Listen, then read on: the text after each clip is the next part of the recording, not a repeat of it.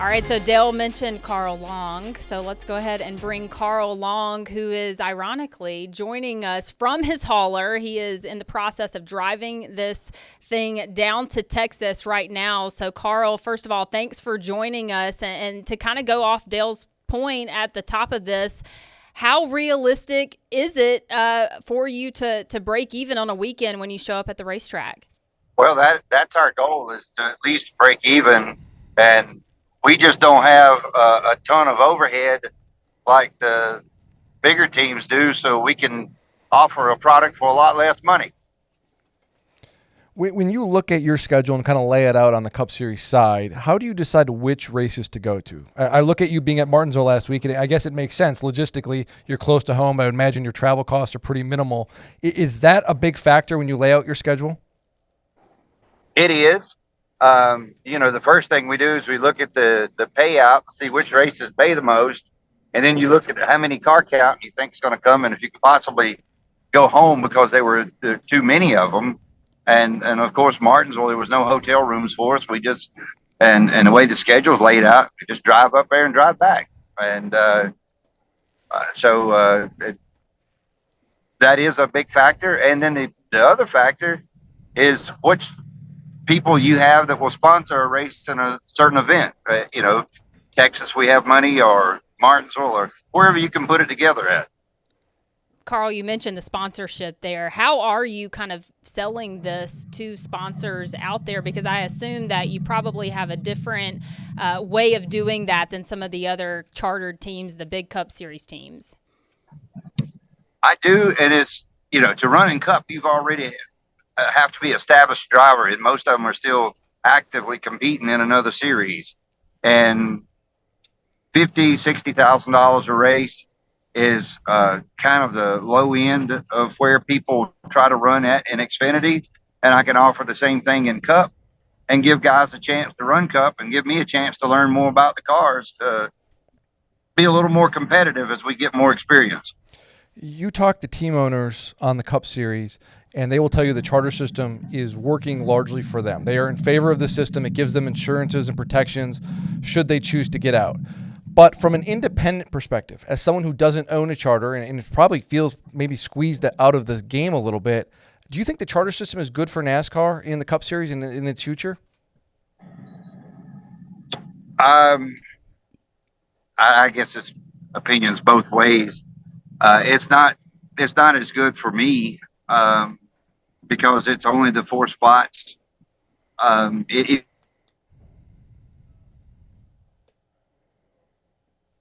I guess a full program racing all year, it's great to know that you're locked in every week when you go to the track. So I see a lot of benefits by that and being a charter, but it does kind of keep it closed for an independent to come along. Is that a good thing, though, that NASCAR is losing independence in the Cup Series? I mean, because that is, if you look at the history of NASCAR, independents have always had a place. They have, but right now, if I didn't have some help from some of the people that I've raced with in the past, it would be very difficult to show up. But it's so much involved with this Cup car that's all engineers. Used to be a bunch of mechanics. We'd work on the cars and we'd do stuff. Now I think you've got about 3 or 4 engineers to one mechanic, 3 of them telling him what to do and what the computer came up with. But, and I'm not a computer guy, so we're just kind of learning. And I still use a laser and a string trying to set the toe in on the cars and figure out how to get them things squared up. You're old school, man. Yeah. Carl, you mentioned the help that you've kind of received to be able to do this. For people listening, or maybe a team out there that might think about this, is it realistic for them to think that they can make a living doing this? If you have an established race team and people with experience, sure, anybody can do it. And that's what happens to where I'm at. I get guys from college and NTI students and people from all forms of life that this is their first start in racing. And as we go through their mistakes and it bites us in the team here and there, once we finally get them pretty decent, and you're parked beside somebody at the racetrack that realizes you've got a decent guy there, next thing you know, they're on the flight instead of driving to the racetrack with somebody else. And, I just always wanted to try to get enough money to elevate my team up enough where I didn't lose all my employees that we would bring along, and, you get a good crew chief that doesn't have a job, and you put him to work. Well, he leaves and gets another job 6 months later, and he takes you 2 or 3 good people you had with you. So I just like to have enough security. I didn't lose them all. And right now I went from 2 years ago, we had over 30 employees, and now I have 6. I'm the crew chief. I'm the truck driver, and I don't think I'm going to leave and take my crew somewhere else. So just trying to make it less stressful. When you look at the charter system, is there a pathway for a Carl Long to realistically buy a charter? We had an opportunity back when BJ was able to purchase the one from Archie St. Hilaire. I went in at that point, and basically my partner said, just give him a check and tell Archie what numbers did he want us to fill in, and we'll do it. But I guess Joe Falk rather teamed up with BJ, and they had a lot nicer building, a lot nicer stuff, so it was just better for him to do that. But we tried when BK Racing went out to get the charter, but we gave out of money before we could get it. Do you think that opportunity will be there again for you to possibly buy a charter? Nope, not at $40 million. I'm just lucky to get $1 million, much less 40. Carl, you mentioned the 6 employees. You're driving the hauler to Texas right now. So what keeps you going? What keeps you wanting to do this in the sport? Well, the job at Walmart as a greeter doesn't pay as good. So this is about the only thing that I've learned to do.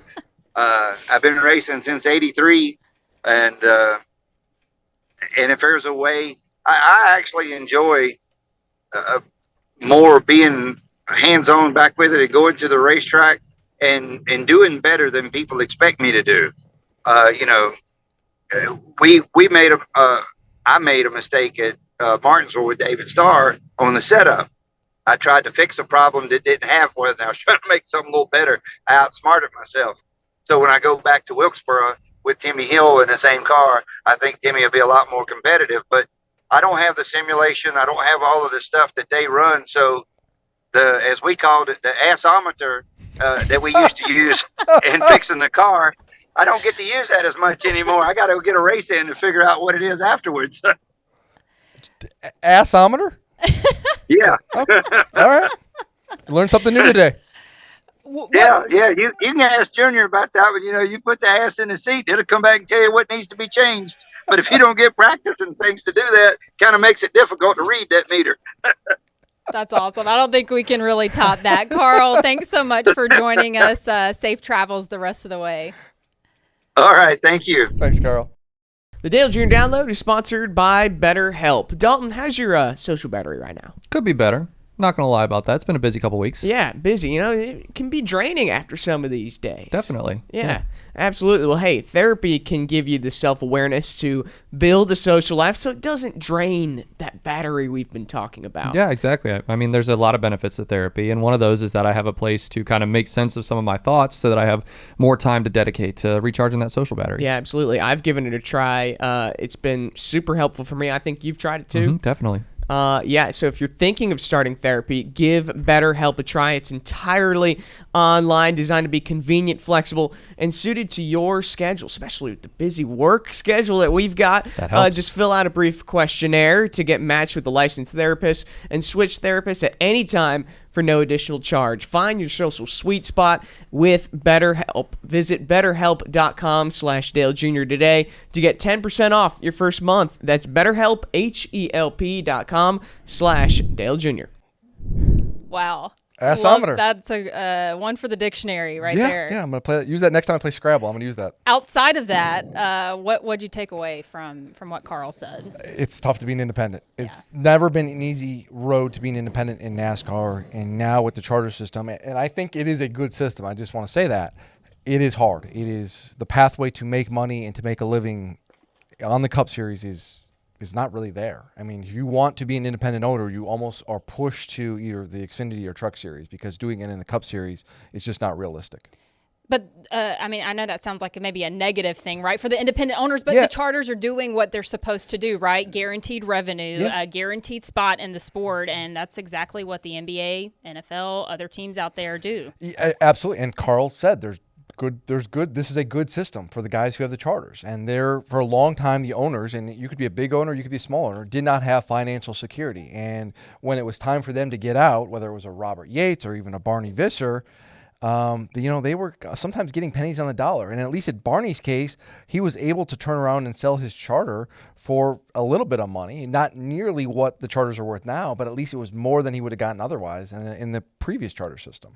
Dale's kind of mentioned that he likes the underdog in the sport, right? And I know a lot of other fans feel that way as well. Do you like seeing these unchartered teams? I mean, listen, they're the fabric of NASCAR, and part of NASCAR is you put a guy in the garage and you build a race car and you bring it to the racetrack and you could go compete. And if you had the dream and you had the initiative and all of that, you could maybe turn that dream into a goal of winning a race someday. Is that there anymore? No, but that's big league sports in general. I mean, there was a time when across the board, you had little teams in sports who could compete with the New York Yankees or, these other giants. And that's just not the way it is anymore. I mean, in a lot of ways, it kind of reminds me of English soccer, where you've had a consolidation, where you've had these big teams just kind of close ranks a little bit. Is that a good thing or a bad thing? I don't know. But at the end of the day, I don't look at this as sports. I look at this as a business. And on the business side, this is a good thing. Yeah, you always want to see the value increase Exactly. for your sport, and that's certainly the case for NASCAR. Of course, we've listened to one unchartered team, so now we've got one more to go, but the difference for BJ McLeod is that he did own a charter, so we're going to talk with him coming up next on DJD Reloaded.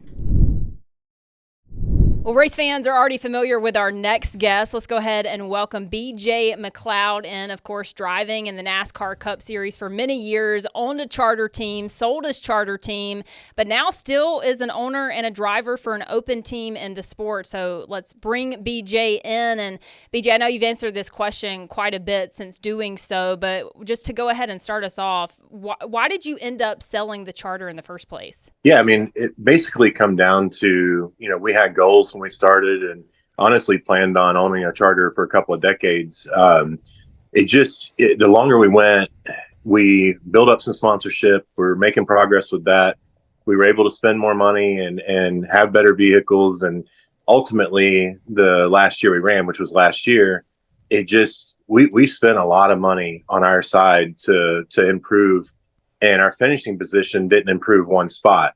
Our delta improved quite a bit. We went from being 3 or 4 laps down at most of the downforce tracks to, sometimes we finished on the lead lap, and then, a lot of times we finished 1 lap down. So, we saw improvement in it, but it become to be a realization that we weren't going to be able to grow as fast as the sport had grown. And I've watched this sport since I think my first race I watched, I was 3.5 years old. Obviously wasn't planning on owning a business then, but I have dreamed and worked towards being an owner and a driver in the Cup Series for over 3 decades. And, the sport, watching it as I was growing up, I could have gotten in at a younger time if things had worked out. And, let's say pre-2005, and I completely believe that we could have built our team into a winning Cup team. The way the popularity has grown around the ownership side of the sport in the last 3 to 4 years, wrapped around mainly next gen, it just grew faster than we could grow. And, at the same time with the charters and the values, the way they build up, it just was a bad business decision to keep going. And I'm not about that. Like, I've always been, good at whatever small business I was a part of, or, obviously the racing business. I know when to set the racer aside and make sure that we take care of the business. And the opportunity was there for us to sell and move on. And honestly, the quickest route, I'm 40 years old now. So the quickest route for me to be able to drive a competitive car in the Cup Series was to sell and have more capital and just run less races, because ultimately I've probably got an average finish of 28th to 30th in the Cup Series. And that's not something I'm proud of, right? Like, it's not. I'm thankful to have gotten there. I'm proud of the journey that we took to get there. It's a very awesome journey. There's a lot of wins, truthfully, to get to that point, but the driver in me just honestly couldn't do it anymore. And I want to try to compete and be on the lead lap, any cup race I show up, and selling ultimately was the quickest way to do that. And it was the smartest business decision at the same time. So, that's what led to it, just the growth of the sport. And I want to be clear that I'm happy about that. Like, it did push me out in a way, but I love the sport and I love seeing the popularity that it has right now, especially on the ownership side. And it's a good thing all the way around. So I'm just looking forward to, the shift that we made, which is what you have to do when you're in business. And I'm looking forward to trying to prove that we can run a little bit better now. And I think we obviously did that at Daytona. So, we missed the race, but we had an awesome duel, and it come down to the last, 3 or 4 car lengths on the front stretch, and I just got beat. So, I think we're looking forward to Talladega and races to come to prove that we can run a little bit better than we've been running.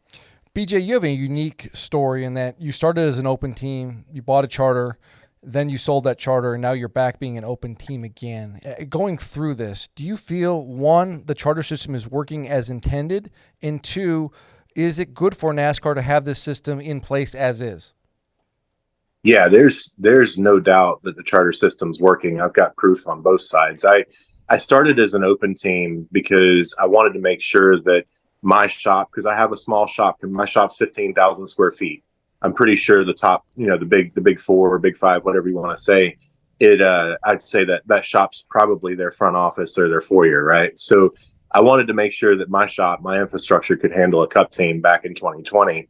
And that's why we ran some open races as a cup team. And we ran a lot of the hard ones. We ran them when they were running them, I think they're running 2 or 3 a week. I mean, at one point I remember racing on a Sunday, a Wednesday, and a Saturday, I believe. So we did that to see if we could handle it and make sure that we could perform and make sure we were there and on time for tech and everything was organized. Because yes, we've had a small team this whole time. We've been underfunded, but if you walk down pit road at a cup race in the last 3 years and looked at my pit stall with my garage box or my pit box, you can't tell the difference between it and, a top 10 team. So we wanted to make sure that the infrastructure was there to be able to compete at the cup level, not to do with speed, but just simply getting there and performing and being on time and, being professional that we wanted to be. So we proved all that with the open car. And I believed in the future of the charter system at that time. Matt believed in it.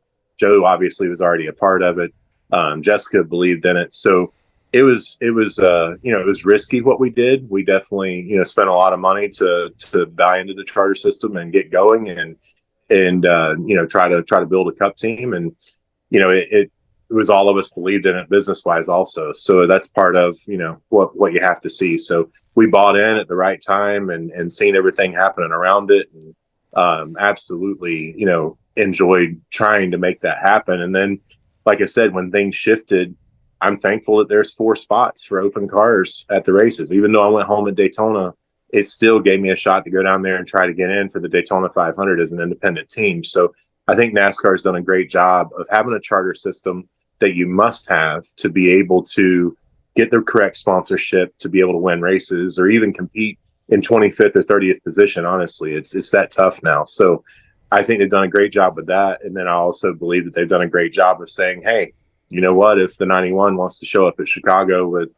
SVG in it and win a race, they got an opportunity. Because if there was no open spots, that win never gets given to Trackhouse, right? So I think that it's a good balance, and I believe that they've got a good system going the way it is. And I can speak firsthand to the sponsorship side of it. When you have a charter, you can sell sponsorship. When you're open, it's 2 to 3 times as difficult to sell sponsorship. So that is the part that makes the charters so valuable. I can't imagine, like, my sponsorship's probably 1/3 to 1/4 of what a top 10 team asks for. And I have a hard time getting it. I can't imagine, before the charter system, how difficult it was once the sport had gone down a little bit in popularity. You mentioned sponsorship. You mentioned Daytona, your next one, and Talladega. I'm sure this comes into play when you're deciding which tracks to visit next. But how do you determine your schedule now as an open team? I took that from personal experience. I've been here a long time. I don't have the finishes that I wish I have. I haven't had the success on track that I want, and that's what we're still fighting for. But I have, got a ton of experience, and I think I'm the most experienced non-full-time next-gen driver right now. So I believe that I just went off what I know that I can at least stay on the lead lap with if things go right and green flag stops don't get messed up, which we know are difficult. And that's easy with speedways, right? Like Daytona, Talladega, and now Atlanta. It's not a full-blown speedway, but it races a lot like it. So, we like Atlanta's because we know we can stay with the group, and that gives us something to build off of. There's a couple of tracks last year. We ran really good at Texas. I think we finished 22nd or something like that. In Charlotte, we were actually running good in the 600. We were running like 30th, 29th, somewhere in that area. And I spun out, just made a mistake, and it cost us a decent finish. But regardless, I'm just going off of personal experience of what I choose to be able to try to run and perform. And even, when we go to a speedway, I'm shooting for a top 10 or nothing. Like I really, and we all know that there's a lot of attrition there. And I want to be, I want to have a car that's fast enough to draft inside the top 10 all day versus the top 10s that I have, which honestly, I'm thankful to have them, but they don't mean very much because they were all attrition top 10s. I did do my job. I did stay out of the wrecks. I did what I could, but the racer in me says I didn't do much to earn them. So, I want to switch that. And I think I proved that in the duel. Like they dropped the green, and it took me, I think, about 15 laps, and I was in the top. I think I got to the top 5 for a little bit. So, I want to prove that my car can race inside the top 10 at these speedways. And, and granted, qualifying wise, we're still going to be in the back. We still have a lot to work on for single car stuff. We were half a second off from making it on time at Daytona. We have a lot to work on there, but all we can do is keep going and trying and getting smarter. So, I think knowing that I'll be in a bad starting position at these speedways, it'll take a while. Maybe I get wrecked before I ever get up there, but I'm at least going to try to get up to the front. Every one of these races I go to, I'm not riding around in the back anymore. So I'm looking forward to that. Looking forward to having fun, and then. I think we're probably going to go to Indy, and that's simply because I love the Brickyard. I love the history of the track, and we're going back to the oval, which is the way it should be. So I want to show up and support that race, and see if we can at least finish lead lap. BJ, we know what the charter market is in terms of what it costs to buy a charter, and that cost is probably going to go up. Looking at this, could you see yourself ever realistically buying a charter again? The real shot that I have at that would be I would like to be a successful cup owner at the full-time level, again. And I'm still on that side of things. I'm very young, right? So I think that one reason I'm doing the open team is to prove that we have the infrastructure to compete with very little resource, right? And it takes a lot of years to build a network in the sport that can handle operating a cup team. And fortunately, I have done that. I've been here since 2006, and I have a large network inside the sport of a lot of good people and a lot of successful people. And I've had the support of a lot of great people to even be in the spot that I'm in. And I feel like that is worth a lot of money, right? So if I can prove that my open team can run good 3 times a year, 5 times a year, 6 times a year, with the popularity around the sport, you never know when somebody outside the sport might want to come in and own a charter, but they don't have the groundwork laid to be able to run a team or be in a position to make it successful. And I want to prove that that's us. And maybe one day that'll happen. If not, then we'll be an open team for 5 to 10 races a year for however long I decide to do it. So it's something that's on the side that I want people to know I'd be willing to do, but it's a long shot, but it definitely is possible. And that's what we're here to prove. BJ, we appreciate you joining us so much and giving us that perspective. Of course, we look forward to seeing you back out on the track in Talladega as well. Thanks. Yeah, thank you guys for having me on. I appreciate it. Thanks, BJ.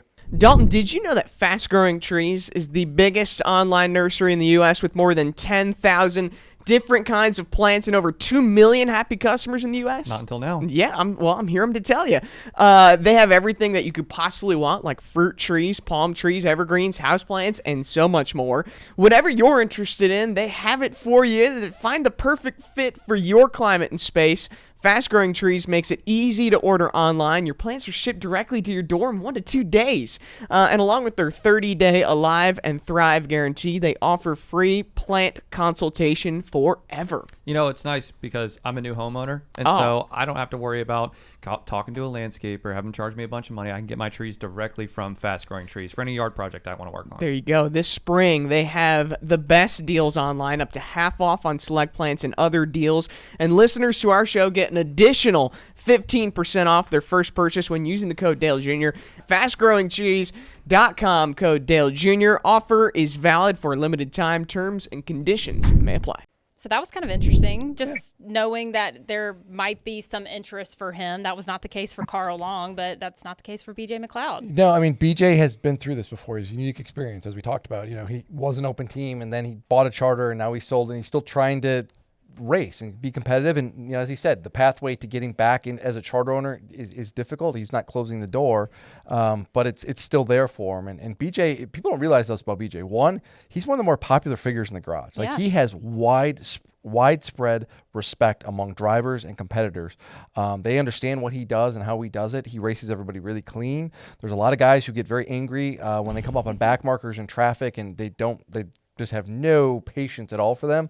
BJ, though, they have very much respect for, and because BJ races them very clean, races them hard, but respectfully. Yeah, I think fans can kind of see that too. I talked to him before the Daytona 500, and it was just very interesting to see him compared to seasons before, right? Yeah. I felt like he was maybe more lighthearted, less stressed, but having more when fun. you got that money in your bank account after selling a charter, I would hope so. That's a good point. That is a good point. But also the fact that he can, pick his races and race competitively. That's the part that means the most to him. Yeah, and he now has, and he didn't say it in this interview, but the conversations I've had with him, he now has the opportunity to maybe go with a bigger team and say, hey, I want to go with you for a race or two, an opportunity where I feel like as a driver I can make a difference and showcase my ability, which is not something he's really ever been able to do with his team. It's just the way that this game is.